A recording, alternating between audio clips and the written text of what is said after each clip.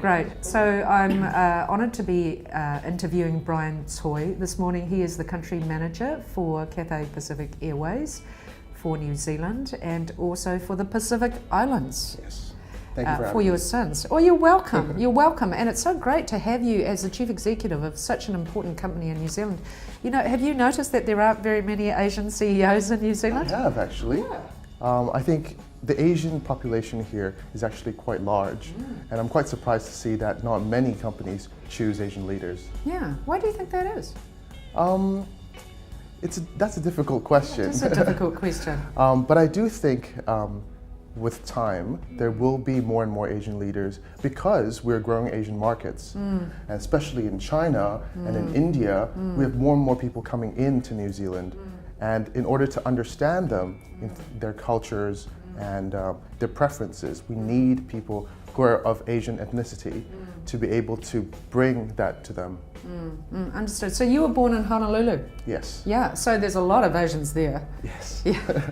And do you find them right throughout the hierarchy? They're on boards, there's chief executives, they're on boards? Yes. Actually, I grew up in Hong Kong. Right. And you can see that even though there's a lot of expats coming into Hong Kong, the majority of our leaders are actually Chinese.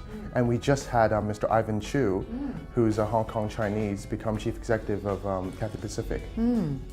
So that's interesting. So how do you think those leaders interface with New Zealand leaders, given that there aren't very many of them that are Asian, when they go to try and develop those Asian markets? I think the most important thing, especially in Cathay Pacific, is partnership and connections. You really have to have somebody who knows the market in order to penetrate those particular markets. So last week I was actually in Christchurch doing a China Connections event. And I was there to talk about inbound travel and understanding the Chinese market, especially in tourism, and also about exporting to China. Because obviously with the free trade agreement, China has become the #1 New Zealand trade partner. Absolutely, Yes. It's surpassed Australia. It's astounding, isn't it? Yes. Yes. So in terms of that understanding, how are you finding it as you've been in New Zealand now for 7 months? How do you find the depth of understanding of Asian markets here? To be very fair, I think the New Zealand market is very welcoming and very friendly, and so people actually understand Asian cultures quite well here. For example, we had a Lantern Festival, which Cathay Pacific sponsors. Oh, yes. And also the Chinese New Year market days. And those are the kind of community events that New Zealanders actually come in. Yeah. At first I thought it would only be Asians, but actually a lot of people, local New Zealanders, come to those events to enjoy the culture that Asia has to offer. Absolutely. I mean, the Lantern Festival is huge. Yes. Absolutely huge. So in terms of growth markets now for your own airline and Asian tourism in New Zealand, how's it going? Well, first of all, to China, we have 20 destinations that we fly to right now, Cathay Pacific and Dragonair. And in India, we have 6 destinations. Wow. And so we're definitely growing as an Asian carrier in those markets. And right now, we have 20-some odd flights a day to Shanghai. And 9 flights a day to Beijing. Wow. And so we want to, the key for Cathay Pacific is really to connect everyone across the world, to bring them into Asia, and bring people from Asia also to the rest of the world.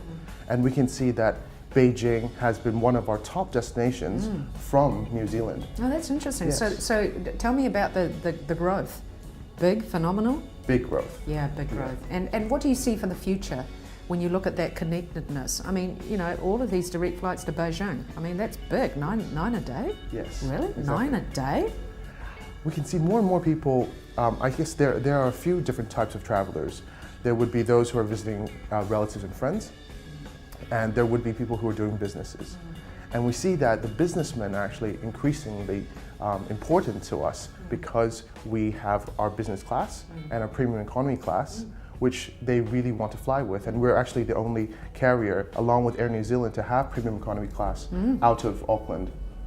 And right now we're flying daily flights, and between December and February we're doing double daily. And with our alliance— Chinese New Year. Yeah, exactly. And with our partnership with Air New Zealand, we're able to offer more schedule choices for our passengers, connecting into the different secondary cities in China. Wow. So if you were to give advice to New Zealand businesses about how to be even more successful in their interface, because for a lot of our big companies, a lot of New Zealand businesses, Asia is the biggest growing market. What advice would you give them? I think it's very important to have a partner and have some relationship in China, because the most important thing about Chinese culture is that you should really make friends first before you talk about business. And that's always the case. And so having someone who knows the market very well, who can introduce you to a different network within Asia, that is very, very important. Understood. So do you think New Zealanders understand that? I think increasingly, yes. Increasingly, yes. I don't think I can comment too much because I haven't been here for too long, but I can see that there is it's very welcoming in terms of understanding the cultures in Asia. That's interesting. And in comparison with other places where you've lived and worked? Yes, actually I've lived in the Middle East for 2 years and also Indonesia. And obviously both of them are sort of in Asia, and so it's difficult to tell. But definitely, New Zealand is a unique place. Yes. Because I remember first time stepping into Auckland Airport, you see all these Chinese signage yes. already. Yes. And so I can see that the Asian population here is very well accepted in the society, which is great. Sure. So in terms of your own projections at Cathay Pacific for growth, yes. Where next? I think for sure we can see Southeast Asia, China, and India. And we have actually launched some new destinations into China, like Wenzhou and Zhengzhou, and also Yangon in Southeast Asia. And so we're hoping to be able to increase our network frequencies and meet the demands of the travelers out of Auckland. Understood. So how many staff does Cathay Pacific have in New Zealand? We have 36 at the moment. Right. Okay. And so are a lot of your staff Asian? Actually, about 35% of our staff are Asian. Well, so that's very high. Yes, and within the Asian community, it's not only Chinese. We have Chinese, we have Malaysian, and we have Indian staff as well.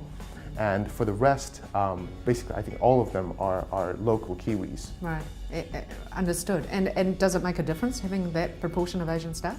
I think it's important to be able to reach the Asian market here locally, because a lot of, especially Chinese people, they like to speak their own language. Yes. And so when you have a familiar face or someone who can speak your local language, it's very, very important.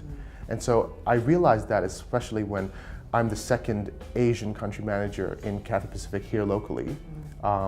4 years ago, it was all Kiwi country managers. Right. And so it's very important that when a Chinese manager comes in, then we feel that there are a lot of other connections and things that we can do as well because of our language abilities. So are you enjoying New Zealand? Very much so. Lovely. I found a place down in Kohimarama. Oh wow. So I'm enjoying it a lot, and I'm enjoying the Kiwi culture and friendliness and different things that New Zealand has to offer. Yeah, absolutely. So in terms of your own leadership in New Zealand, what do you want to achieve?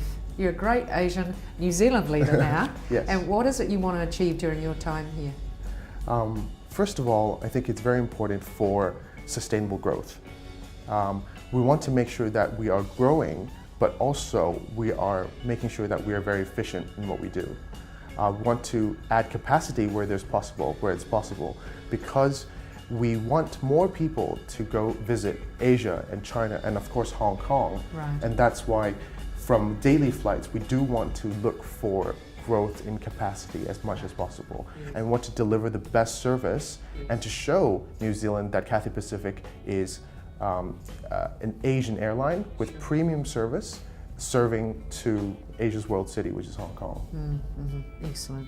Well, thank you very much, and it's wonderful to have you as a leader in New Zealand Asian Thank you very much for having me.